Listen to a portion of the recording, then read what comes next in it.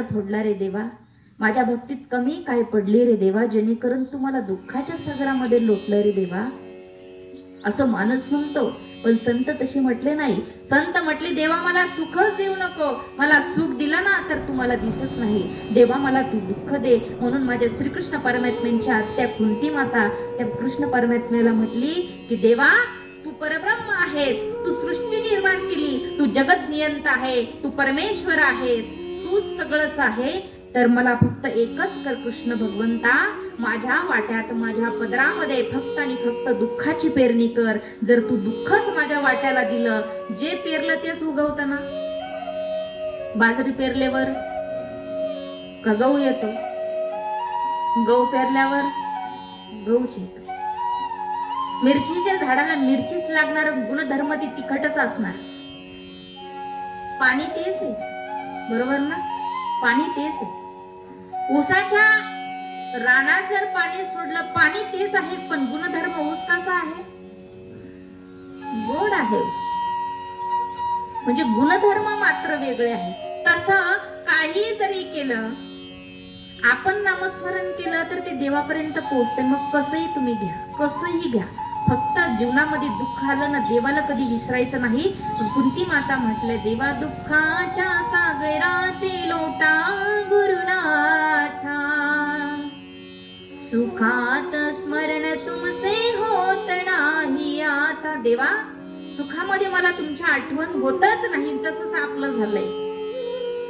आपल्याला सुखात खरं सांगा, देव दिसतोय का, खरं सांगायचं नाही दिसत. आणि दुःखामध्ये, मग दुःखामध्ये आपण सुखामध्ये ज्या ज्या माणसांजवळ जाऊन गप्पा मारतो ना, हा मी केलं सगळं, कोणी केलं, मी केलं. तसं दुःखामध्ये आपण म्हणतो का मीच केलंय. माणूस म्हणजे लई भामटा प्राणी, त्याच्या इतका भामटा कुठंच नाही. तो दुःखाच्या वेळेस त्या देवाकडे जातो म्हणतो, मी काय पाप केले, मी तुझं काय वाईट केले. अरे बाबा, सुखामध्ये तू तुझ्या मित्रमंडळीत जाऊन बसतो, पाहुण्या रावळ्यात जाऊन बसतो, मी सगळं केलं असं गुणगान गातो. मग हे तुझ्याच कर्माची फळं असतील म्हणून दुःख भेटतं, हे विसरतो माणूस. काय करतो, विसरतो. मग ते कुठून आलं, काय आलं नाही हे आपल्याला कळत नाही. बघा, सांगून जाईल, चांगलं झालं तर ते माझ्या नशिबानं झालं, वाईट झालं तर त्या मेल्यानं केलं, असं आपल्याकडे लोक बोलतात. पण ते कुठून येतं, कसं येतं ते काय आपल्याला कळत नाही. बघा, एक अशी संन्याशी बाबा झाडाखाली बसले होते. जप नामस्मरण देवाचं चालू होतं, स्मरण करत होते. का तर त्यांना माहित होतं अंतकालेचं मामेवर स्मरण मुक्त, मी मरणार आहे, कधीतरी मरण्याच्या अगोदर देवाचं स्मरण करावं. पण लोकांना त्यांना काहीतरी संदेश द्यायचा होता. मग झालं काय, ते काय करायचे, आता रिद्धी सिद्धी प्राप्त झालेले बाबा. आता रिद्धी सिद्धी सामान्य गोष्ट नव्हे. रिद्धी सिद्धी म्हणजे आत्ताच्या आता इथं काही निर्माण करण्याची क्षमता ज्या साधूंमध्ये असते, ज्या संतांमध्ये असते, त्याला म्हणावं रिद्धी सिद्धी. उदाहरणार्थ, लग्नाचा किंवा कशाचाही स्वयंपाक असू द्या, एखाद्या महंताला आणलंय का स्वयंपाकात कमीच पडू नये. उदाहरणार्थ सांग का, आमचे सुभाषपुरी बाबा, सुभाषपुरी बाबांना लोक लग्न कार्यात न्यायचे का, अन्नधान्याची कमतरता भासू नये म्हणून. मला सांगायचं काय, संतांची महती सांगून चालले मी, की संतांचा अधिकार एवढा होता, रिद्धी सिद्धी त्याला म्हणावं ज्यांना प्राप्त आहे, त्यांच्या हातून अन्नाला तोटा येत नाही. मग ते रिद्धी सिद्धी प्रसन्न असणारे बाबा ते काय करायचे, त्या झाडाखाली बसायचे आणि रस्त्याने येणाऱ्या जाणाऱ्या लोकांकडे बघायचे. एक दिवस त्यांना संदेश द्यायचा काहीतरी जगाला, म्हणून त्यांनी रिद्धीच्या जोरावरती, सिद्धीच्या जोरावरती सुवर्ण मुद्रा तयार केल्या सोन्याच्या. रस्त्याने तिकडून दोन मित्र येताना दिसले, बोलत बोलत त्यांनी त्या आपल्या झोळेतून त्या मोहरा काढल्या, अशा मुठभर आणि अशा वाटत फेकल्या आणि पुन्हा नामचिंतन करत बसले. मला सांगा, आपण रुपया वाटतला सोडित नाही आहे, सोन्याच्या मोहरा कुणी सोडीन काय. त्या मोहरा पाहिल्या पाहिल्या त्यांनी टपटप गोळा केल्या, खिशात घातल्या, चालू पडले. कुठून आल्या, कशा केल्या, काही तपास. लय आनंद झाला. अरे वा, म्हणे आता आपल्याला कामाचीच गरज नाही का, सोन्याच्या मोहरा भेटल्या, आता मरेपर्यंत हेच पुरण, कशाला काम करायचं. ते गेले निघून.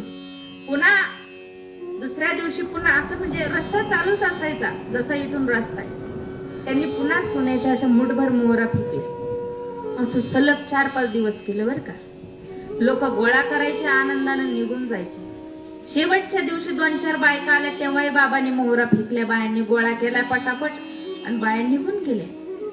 आता ज्या निघून गेल्या का कामाला त्या संध्याकाळी परत येणारच होते ना. त्याच दिवशी बघा संदेश देतात कसे संत.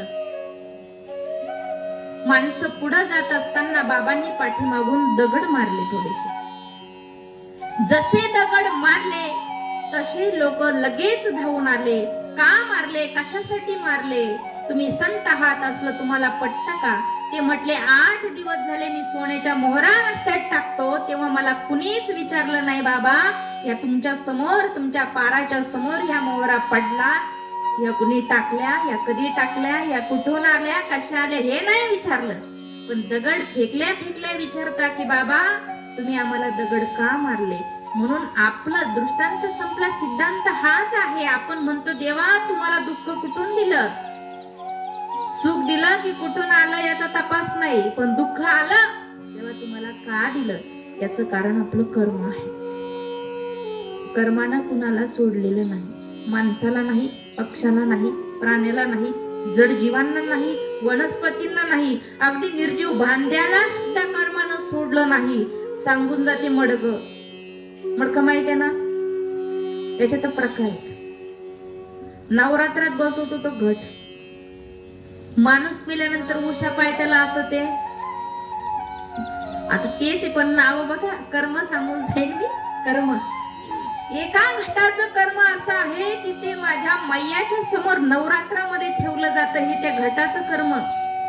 आणि एक घट असा आहे की माणूस मेल्यानंतर त्या मेलेल्या माणसाच्या उषा पायथ्याला ठेवलं जातं, हे त्या गाडग्याचं कर्म.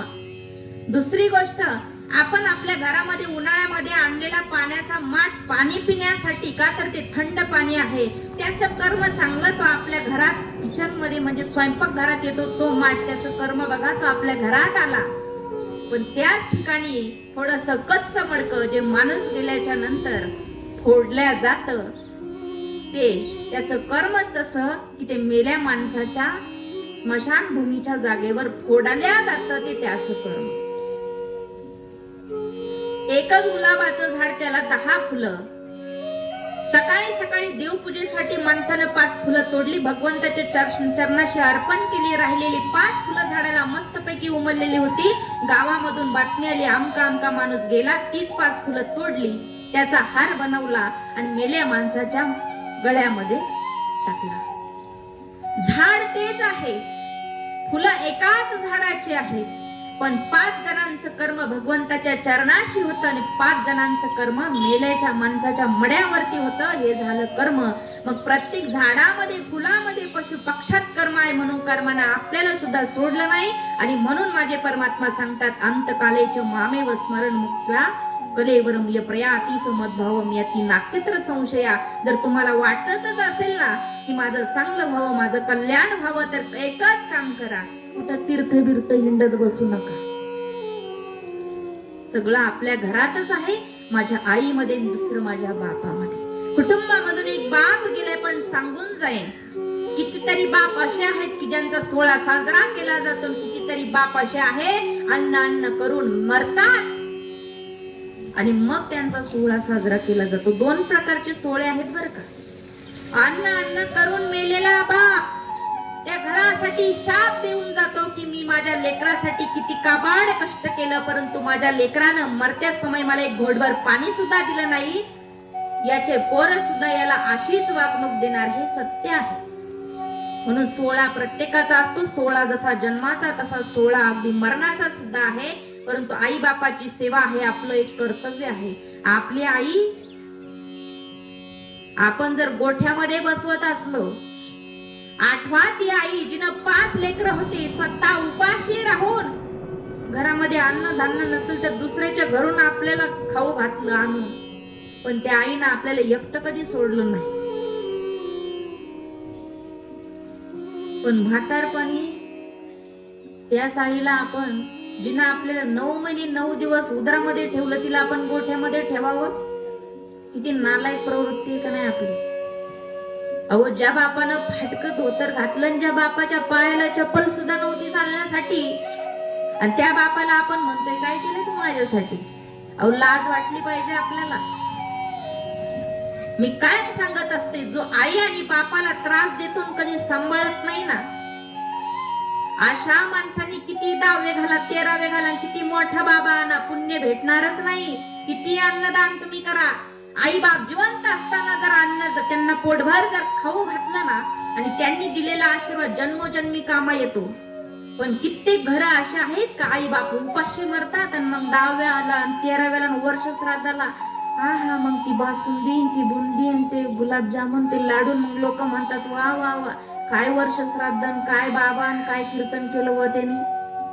अहो ते सगळं खरं आहे, पण जर तुम्ही जिवंत असताना जर त्यांना घोटभर पाणी आणि घासभर अन्न देत नसतील ना, तुम्ही दावा घालायच्या लायकीचे सुद्धा नाही. ते मी स्पष्ट बोलते.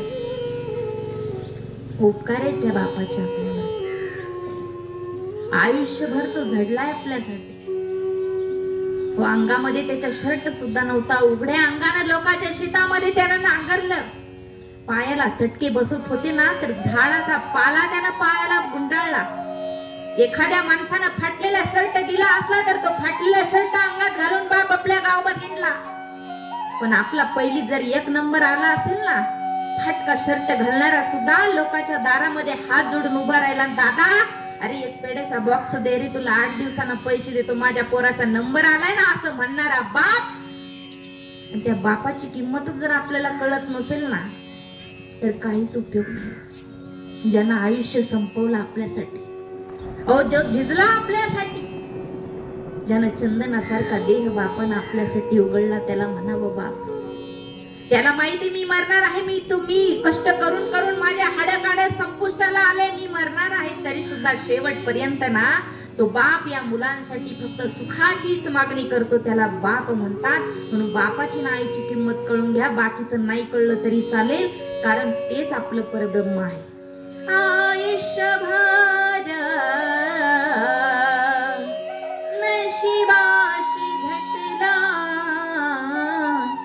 तवा मला बाप माझा डोंगरावानी वाटला.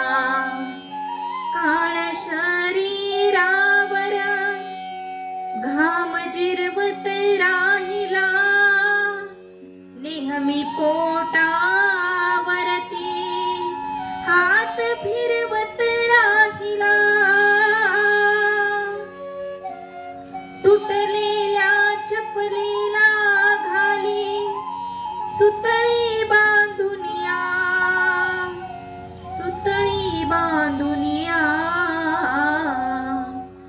ऊन वारा पावसात नाही कधी हटला, ऊन वारा पावसात नाही कधी हटला.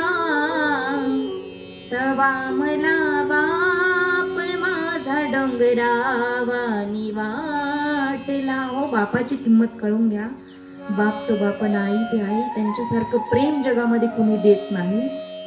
म्हणून कुटुंबामध्ये आज कैलासवासी ठकाजी सखाराम गोळवे या बाबांचं निधन झालं, आणि त्या निमित्त माझ्या वाट्याला आलेली आजची प्रवचन सेवा त्यांच्या कुटुंबियांकडून कॉल आमच्या मधुमामाला आला, आणि आमच्या मधुमामांच्या वतीनं माझ्याकडे आलेली आजची प्रवचन सेवा